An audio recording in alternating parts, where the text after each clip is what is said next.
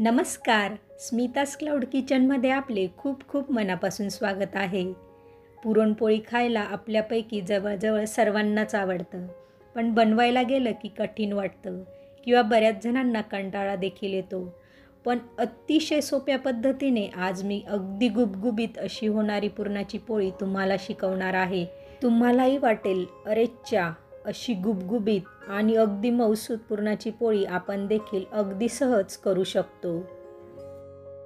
पुरणाची पोळी बनवण्यासाठी मी इथे 1.5 कप हरभऱ्याची डाळ घेतली आहे. ही डाळ प्रथम 2 ते 3 वेळा पाण्याने अगदी स्वच्छ धुवून घ्यायची आहे आणि मग हिला जरा वेळ भिजवत ठेवायचं आहे. डाळ जर 1 तास भिजवली तर अतिशय उत्तम, म्हणजे ती अगदी 2 ते 3 शिट्टीत सहज शिजते, म्हणजेच आपल्या गॅसची बचत होते. पण तेवढा वेळ नसेल तर कमीत कमी 10 ते 15 मिनिटं तरी भिजवत ठेवा.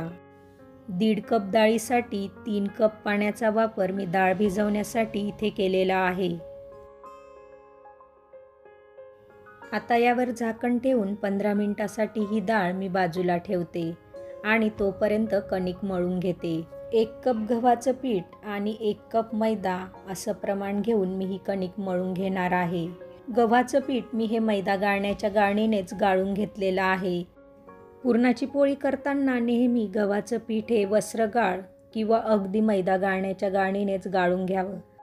त्यामुळे कणिक मळल्यानंतर कणकेला छान तुकतुकीतपणा येतो, अगदी सुंदर असा लवचिकपणा येतो आणि पुरणाच्या पोळ्या अगदी मऊसूद अशा येतात.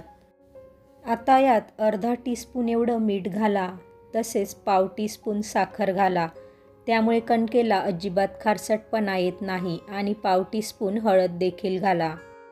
आता पाण्याचा वापर करून आपण नेहमी चपातीसाठी जशी कणिक मळतो त्यापेक्षा जरा मऊसर अशी कणिक मळून घ्या.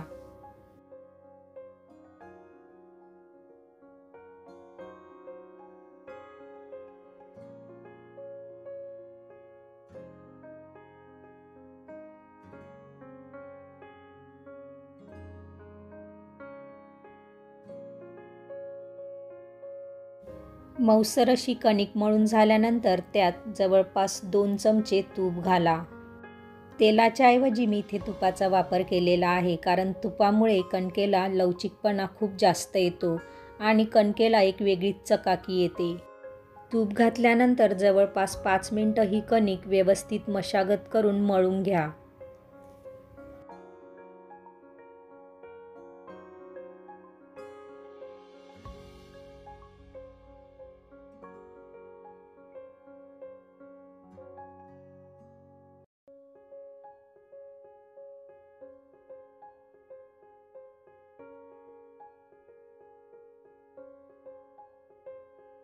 अशा पद्धतीने कणकेला छान असा लवचिकपणा येईल, तुम्ही इथे बघू शकतात.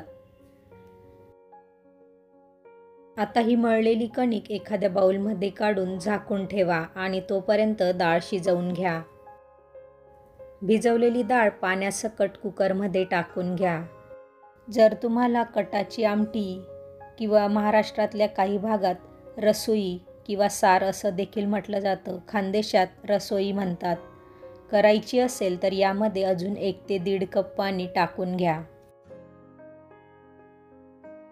अगदी 2 छोट्या पळ्या तेल देखील घाला आणि पाव टीस्पून हळद घाला आणि कुकर बंद करून लो फ्लेमवर जवळपास 5 शिट्ट्या तरी होऊ द्या आणि कुकर अगदी पूर्णपणे थंड झाल्यावरच ओपन करा. कुकरचं झाकण ओपन करून झाल्यावर सर्वात महत्त्वाची गोष्ट करायची ती म्हणजे डाळ शिजली की नाही ते आधी चेक करायचं. डाळ जर व्यवस्थित शिजली नसेल तर तुम्ही लगेच कुकरचं झाकण बंद करून परत डाळ शिजवू शकतात.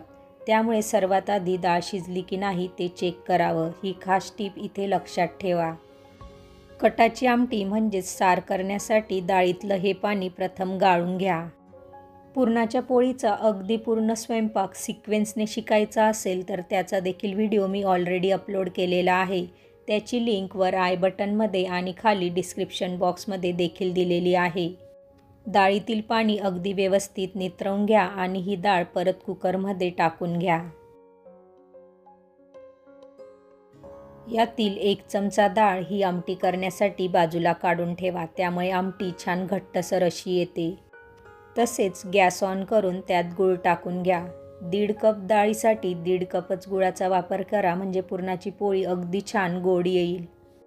गूळ डाळीत अगदी व्यवस्थित मिक्स करून घ्या. तसेच त्यात अर्धा टीस्पून वेलची पावडर आणि थोडं जायफळची पूड घाला. जायफळ घातल्यामुळे पुरणाला खूपच सुंदर चव येते. तुम्ही याचा अनुभव नक्कीच घ्या. आता लो मीडियम फ्लेमवर हे पुरण अगदी घट्टसर होईपर्यंत कंटिन्यू चाळत शिजवून घ्या. डाळ अगदी व्यवस्थित शिजलेली असेल तर ती चाळत असतानाच 70% अगदी बारीक होऊन जाते. अशा पद्धतीने पुरणाला घट्टसरपणा आला किंवा त्यात चमचा उभा करून बघा, तो अगदी सरळ उभा राहत असेल तर आपलं पुरण झालं आहे असं समजावं. ज्या गाळणीने मी डाळीतील पाणी गाळून घेतलं होतं त्याच गाळणीने मी पुरण देखील आता गाळून घेणार आहे, किंवा तुम्ही दुसऱ्या स्टीलच्या गाळणीचा देखील वापर करू शकतात.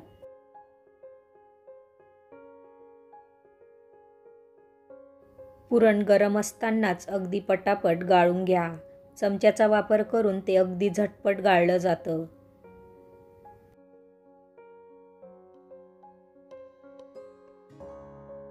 अशा पद्धतीने हे पुरण गाळलं जातं आणि डाळ व्यवस्थित शिजली असल्यामुळे त्याला छान स्मूथ अशी कन्सिस्टन्सी देखील येते. गाळलेलं पुरण अगदी व्यवस्थित थंड झालं की प्रथम त्याचे आवडीनुसार गोळे तयार करून घ्या.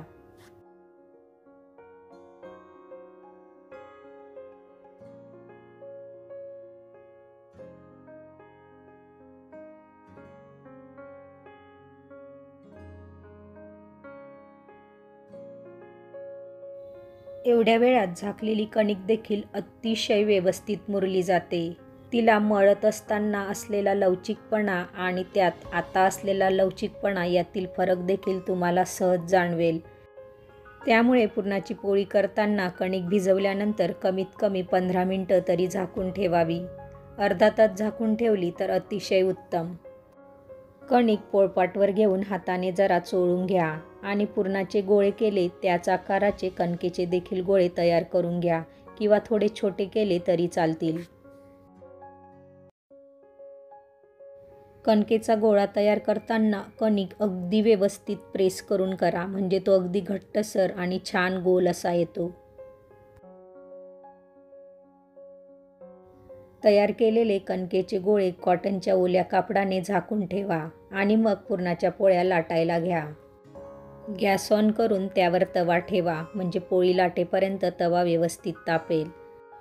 आता या गोळ्याची व्यवस्थित वाटी तयार करून घ्या. अंगठा आतल्या बाजूने आणि 4ही बोटं बाहेरच्या बाजूने घेऊन प्रेस करत राहा आणि गोल फिरवत जा. अगदी व्यवस्थित वाटी तयार होईल. वाटी तयार करताना तुम्ही कणकेचा देखील वापर करू शकतात, म्हणजे चिपचिपपणा येत नाही. त्यात पुरणाचा गोळा ठेवून ही वाटी बंद करून घ्या. अगदी झटपट 5 सेकंदातच मी बंद करून घेतली आहे, तुम्ही इथे बघू शकतात. कारण कणिक अगदी व्यवस्थित मऊसूद अशी मळून झालेली आहे. म्हणून कणिक मळताना नेहमी जरा मेहनत घ्यायची, म्हणजे पुरणाच्या पोळ्या अगदी व्यवस्थित येतात आणि अगदी सहज जमतात. अशा प्रकारे पुरण भरून झाल्यावर गोळा हाताने प्रेस करून जरा चपटा करून घ्या आणि कोरडं पीठ लावून पुरणाची पोळी लाटून घ्या.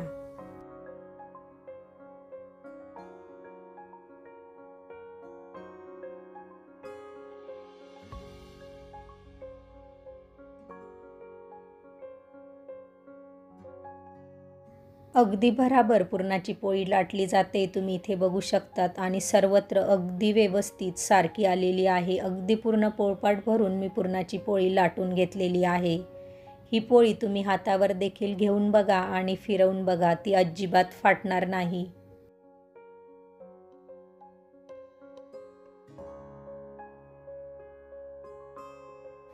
तव्यावर पोळी टाकण्याआधी गॅसची फ्लेम जरा हाय करून घ्या आणि 1 मिनिटासाठी तरी ही हायच राहू द्या, नंतर लो करून घेतली तरी चालेल.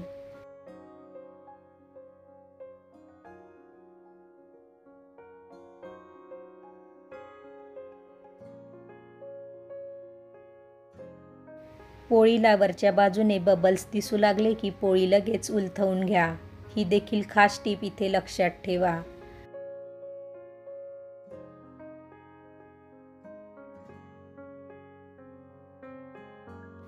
पोळी अगदी टम्म आणि गुबगुबीत अशी फुगली आहे, तुम्ही इथे बघू शकतात. वरून आता तूप लावून घ्या आणि पोळी उलथवून घ्या.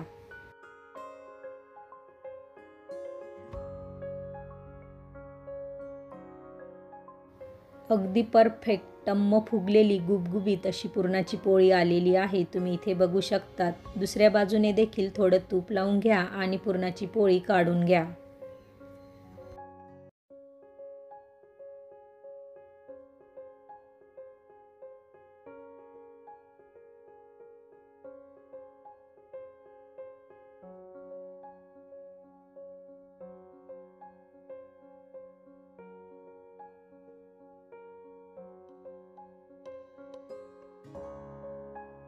अशी ही मऊसूत टम्म फुगलेली पुरणाची पोळी बघून तुमच्या तोंडाला सहज पाणी सुटलं असेल.